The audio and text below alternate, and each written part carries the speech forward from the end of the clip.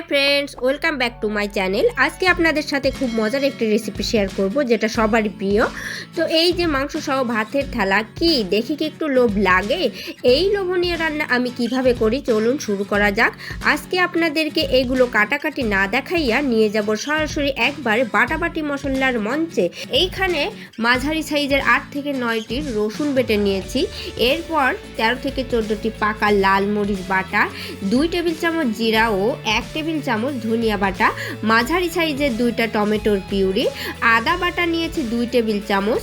এরপর গরম মশলা বাটা, এখানে 4 থেকে 5 টুকরা দারুচিনি, 4টি লবঙ্গ ও 9 থেকে 10টি এলাচ। এখানে 1 বাটি পেঁয়াজ কুচি, বড় সাইজের 2টা আলু কেটে নিয়েছি, আর নিয়েছি চুই। এই চুই ঝালটা ডিপ ফ্রিজে রাখার কারণে এমন হয়ে গেছে। মুরগির মাংস নিয়েছি প্রায় 1 কেজি 800 গ্রাম।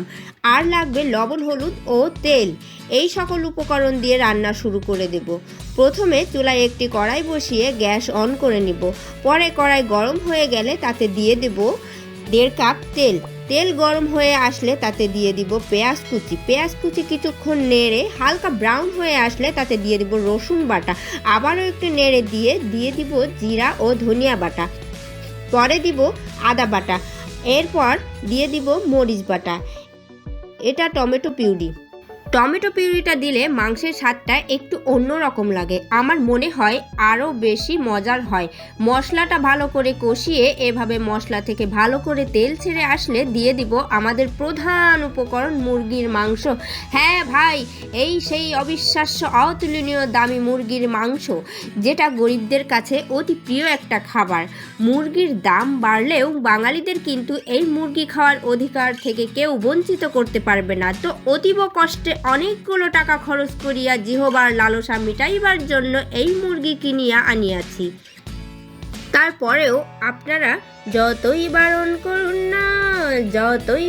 না না, বাঙালি মানুষ আমরা খাবই মজা করে আমরা।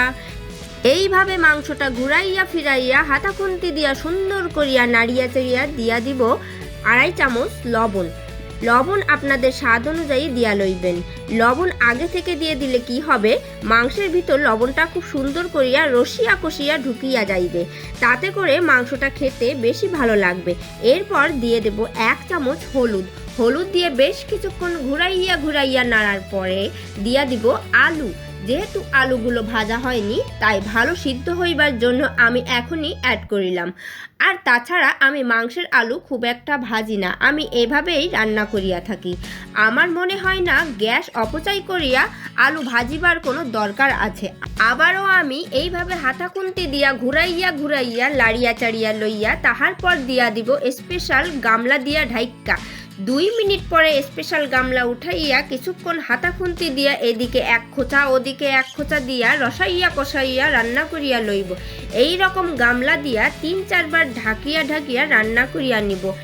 প্রতিবাদী কণ্ঠে আমরা বলতে পারি, না না না, মুরগির আর দাম তোমরা বাড়িও না।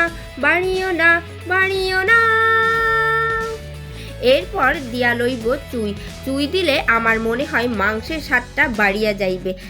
এরপর দিয়া দিব গরম মশলার অর্ধেকটা।